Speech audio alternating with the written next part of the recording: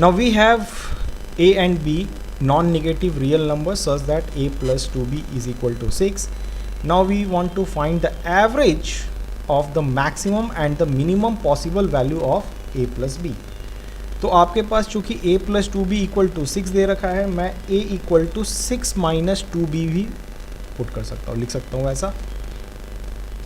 तो अगर मैं पूछूँ what is the minimum value of a, तो a का मिनिमम वैल्यू क्या मिलेगा आपको जब आप b का क्या पुट करोगे, मैक्सिमम वैल्यू.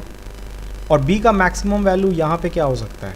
तो अगर मुझे a का मिनिमम वैल्यू चाहिए तो मैं क्या करूँगा, b का वैल्यू ऐसा कुछ वैल्यू पुट करूँगा जिससे के लिए a का value non negative real number आ जाए, या फिर आप उसको बोल सकते हो नॉन नेगेटिव रियल नंबर, यानी कि ये वैल्यू क्या हो जाए, जीरो हो जाए.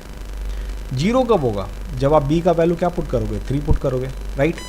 तो a का जब आप b का वैल्यू 3 पुट करेंगे और 3 ही क्या मिलेगा, b का मैक्सिमम वैल्यू मिलेगा.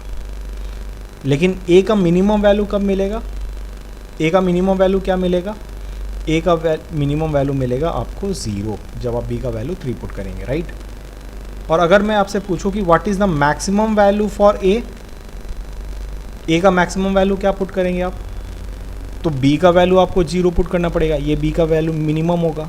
और b का वैल्यू जब आप 0 पुट करेंगे तो a का मैक्सिमम वैल्यू मिलेगा क्या, 6. तो क्वेश्चन में ये पूछा गया है कि average of maximum and minimum possible value of a plus b.